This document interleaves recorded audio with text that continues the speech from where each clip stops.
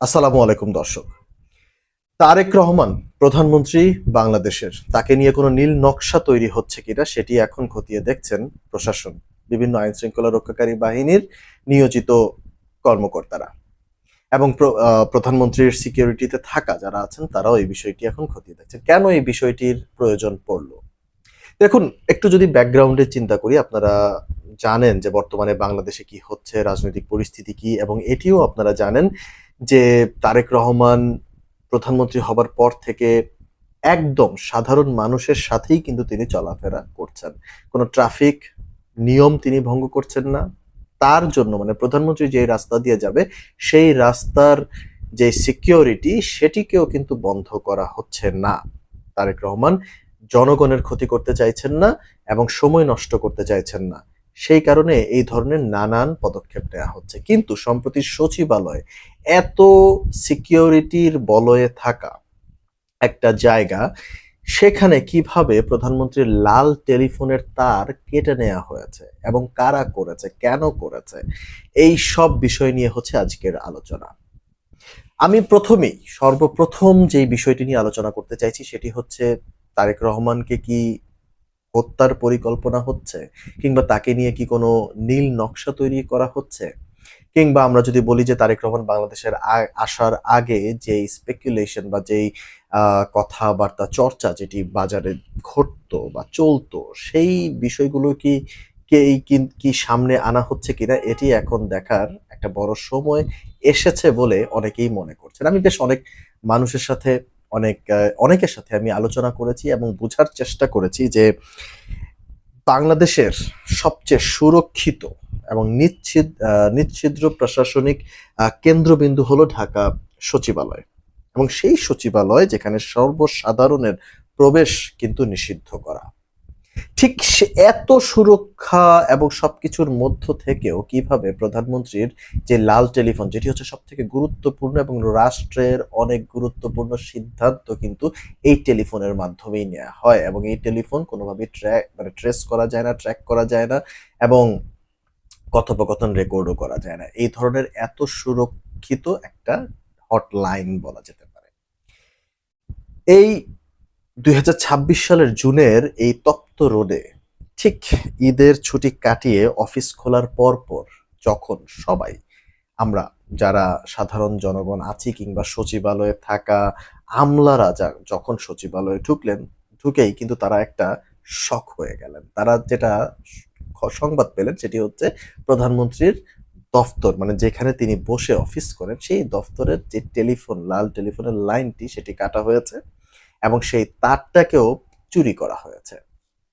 তো এত আপনার সিকিউরিটির মধ্যে কে গেল প্রধানমন্ত্রীর ঘরে, কিভাবে গেল, কোন কিভাবে সে অ্যাক্সেস পেল, এই সবগুলোই কিন্তু একটা সন্দেহের তৈরি করেছে।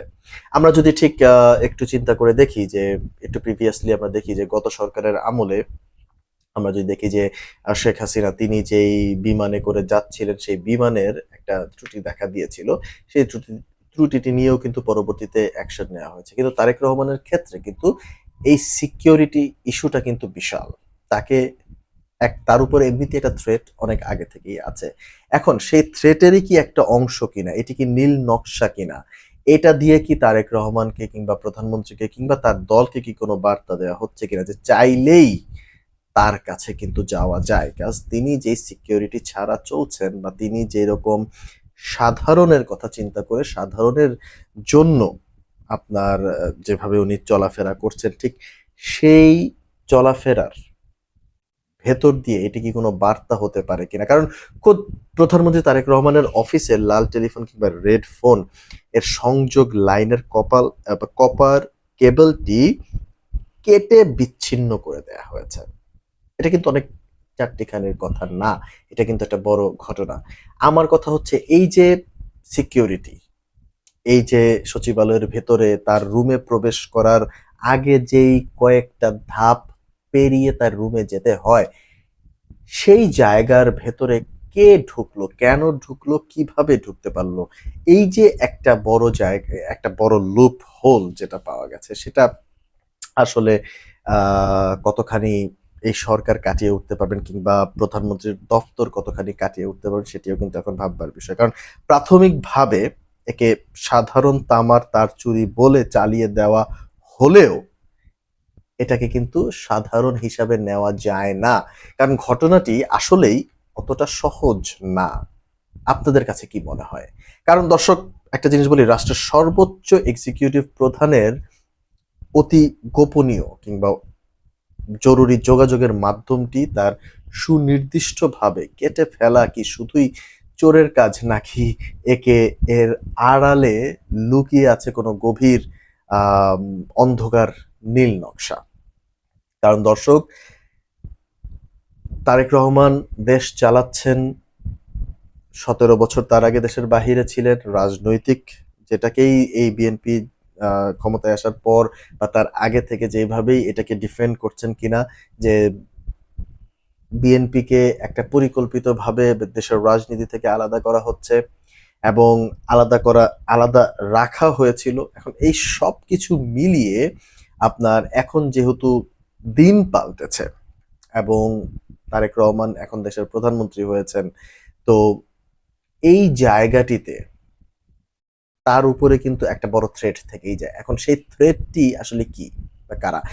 তবে তবে যেটি হয়েছে যে আইন শৃঙ্খলা রক্ষাকারী বাহিনী 2 জনকে গ্রেফতার করেছেন এবং তাদের 2 জন স্বীকারোক্তিও দিয়েছে যে তারা 600 মিটার তার কেটেছেন এবং সেটি ভাঙারির দোকানে বিক্রি করেছেন এবং সেটা একটা অ্যামাউন্ট তারা পেয়েছেন এবং যে ভাঙারি দোকানে বিক্রি করেছেন তাকেও কিন্তু গ্রেফতার করা হয়েছে এবং এটা গোপন সূত্রেই এই বিষয়গুলো হয়েছে। দেখুন, এই ঘটনার গভীরতা বুঝতে হলে আমাদের প্রথমে জানতে হবে লাল টেলিফোন আসলে কি। আমরা কম বেশি সবাই জানি, আমরা কিন্তু জানি যে লাল টেলিফোন একটা আছে যেটা দিয়ে হচ্ছে সবার সাথে যোগাযোগ করা যায়, কিন্তু এই লাল টেলিফোনের আসলে অ্যাক্টিভিটিসটা কি সেটি আপনাদেরকে একটু পড়ে শোনাচ্ছি। এটি কোনো সাধারণ ল্যান্ডলাইন বা মোবাইল নেটওয়ার্ক নয়, এটি হলো সম্পূর্ণ এনক্রিপ্টেড এবং হ্যাকিং মুক্ত একটি বিশেষ যোগাযোগ ব্যবস্থা যা কেবল রাষ্ট্রপ্রধান, ত্রিবাহিনীর প্রধান এবং অতি গুরুত্বপূর্ণ কূটনৈতিক যোগাযোগের জন্য ব্যবহৃত হয়। দেশের যে কোনো বড় সংকট, সামরিক জরুরি অবস্থা বা সাধারণ নেটওয়ার্ক ব্ল্যাকআউটের সময়ও এই ফোন কিন্তু সচল থাকে। এখন প্রশ্ন হচ্ছে, সচিবালয়ের মতো জায়গায় যেখানে কাটার খতিয়ান বা সুনির্দিষ্ট ম্যাপ ছাড়া প্রধানমন্ত্রীর লাইনের তার খুঁজে বের করা কিন্তু প্রায় অসম্ভব, সেখানে এই কাজ করে এটা আসলে কি বুঝাতে চাইলো? এই কাজ কার পক্ষে করা সম্ভব? এটা কি কারোর ইশারায় হয়েছে কিনা? যে 2 জনকে গ্রেফতার করা হয়েছে তারা আসলে তাদের ব্যাকগ্রাউন্ড কি? আপনার এগুলো কিন্তু খতিয়ে দেখা হচ্ছে।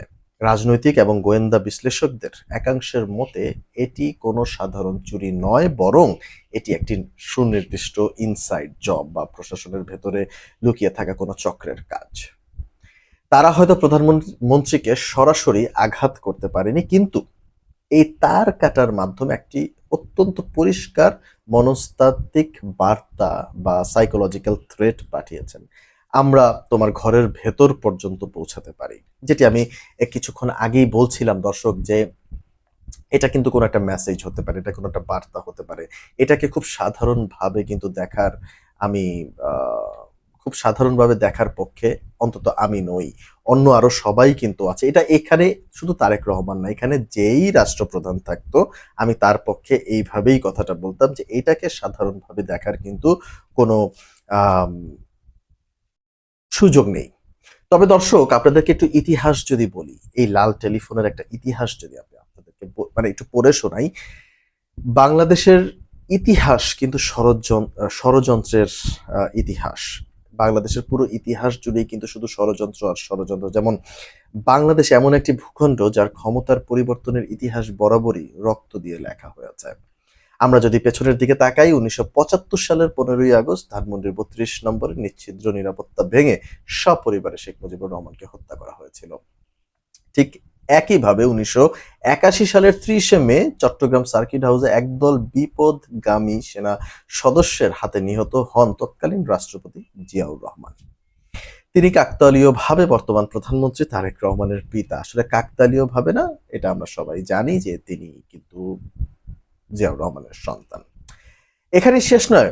২০০৪ সালের ২১ আগস্ট ঢাকার বুকে প্রকাশ্যে দিবালোকে গ্রেনেড হামলা চালিয়ে তৎকালীন বিরোধী দলীয় নেত্রীকে হত্যার চেষ্টা করা হয়েছিল। দীর্ঘ ১৬ বছর তারেক রহমানকে জীবন নাশের হুমকি ও আইনি বেড়াজালে প্রবাসে কাটাতে হয়েছে। এবং আমরা জানি ২১ গ্রেনেডের জন্য কিন্তু তারেক রহমানকে দোষারোপ করা হয় বলে এটা নিয়ে কম চর্চা হয় নাই। এখনো অনেকের বিশ্বাস এটাই। তবে এটা কিন্তু হচ্ছে কেবলই একটা ইতিহাস, যে ইতিহাসটি আমি আপনাদের সামনে তুলে ধরছি। বাংলাদেশের রাজনৈতিক প্রেক্ষাপটে যখনই কোনো বড় ধরনের ক্ষমতার রদবদল ঘটে বা কোনো নতুন সরকার শাসন ব্যবস্থাকে শক্ত হাতে পুনর্গঠন করতে চায়, তখনই পুরনো ব্যবস্থার সুবিধাভোগী কিংবা মনস্তাত্ত্বিক শত্রুরা কাউন্টার কু বা অন্তর্ঘাতকমূলক কর্মকাণ্ডের মাধ্যমে সরকারকে অস্থিতিশীল করার চেষ্টা করে। পিতার নির্মম হত্যাকাণ্ড এবং নিজের উপর অতীতে হওয়া নানা হামলা ও নির্বাসনের ইতিহাস মাথায় রাখলে তারেক রহমানের লাল টেলিফোনের তার কেটে নেওয়ার এই ঘটনাটি একটি প্রশাসনিক ত্রুটি ভাবা হবে চরম আত্মঘাতী সিদ্ধান্ত। দেখুন, বর্তমানে এই ঘটনা নিয়ে স্বরাষ্ট্র মন্ত্রণালয় কিংবা একাধিক গোয়েন্দা সংস্থা উচ্চ পর্যায়ে তদন্ত শুরু করেছে। কপার কেবল চুরির অভিযোগ হয়তো নিচের স্তরের যাদেরকে অ্যারেস্ট করা হয়েছে তার নিচের স্তরের কর্মচারী বা বাইরের কেউ হতে পারে। সাময়িকভাবে বিষয়টি ধামাচাপা দেওয়া সম্ভব, কিন্তু আসল মাস্টার মাইন্ড কারা তা খুঁজে বের করা এখন বড়ই চ্যালেঞ্জ। তো দর্শক, এই যে আপনাদের সামনে যেই লাইনগুলো আমি পড়ে শোনালাম, এটা হচ্ছে ইতিহাসের একটা অংশ। এবং আমি ইতিহাসটাকে যদি চিন্তা করি, তাহলে ওই ইতিহাসটাকে চিন্তা করলে আমরা বুঝতে পারবো যে বর্তমান প্রধানমন্ত্রী তারেক রহমানের জীবন কিন্তু লাইফটা কিন্তু একটা রিস্কে আছে। তো এই রিস্ক প্রশাসন কিভাবে দেখছে, স্বরাষ্ট্র মন্ত্রণালয় কিভাবে দেখছেন, বিএনপি কিভাবে দেখছেন, তারেক রহমান নিজে কিভাবে দেখছেন, আমার আমি যতজনের সাথে কথা বলেছি, সাধারণ মানুষের সাথে, সবার একটাই ধারণা যে তারেক রহমানকে নিয়ে একটা নীল নকশা তৈরি করা হচ্ছে। এটা হচ্ছে সবার ধারণা। এই ধারণাটা কি আসলে কতখানি সত্য, সেটি নিয়ে খতিয়ে হয়তোবা প্রশাসন দেখছেন, কিংবা সেটি নিয়ে জনাব তারেক রহমানকে আরো সতর্ক থাকতে হবে বলে কিন্তু সাধারণ মানুষ এটিই মনে করছেন। এখন এর পেছনে বিএনপি থেকে নিয়ে প্রশাসন থেকে নিয়ে সকল পর্যায়ে কিন্তু একটা বড় আরো শক্ত পজিশনে বিএনপিকে যেতে হবে বলেও মনে করছে সাধারণ মানুষজন। অতএব সাধারণ মানুষের চিন্তা হচ্ছে বিএনপিকে আরো শক্ত হতে হবে, নিয়ম কানুনের জায়গায়, স্পেশালি তারেক রহমানের নিরাপত্তার জায়গায় আরো শক্ত হতে হবে। এবং এই এই তার কাটার মাধ্যমে যে লুপহোলটা তৈরি হয়েছে এগুলো সব বন্ধ করে ফেলতে হবে। তারেক রহমানকে আরো সিকিউরিটি এবং আরেকটু সাবধানতার সাথে চলার পক্ষেই কিন্তু ম্যাক্সিমাম সাধারণ জনগণ। বাকি দর্শক, আপনারা কি মনে করছেন লাল টেলিফোন নিয়ে, সেটি অবশ্যই কমেন্টের মাধ্যমে জানিয়ে দিতে পারেন। ধন্যবাদ।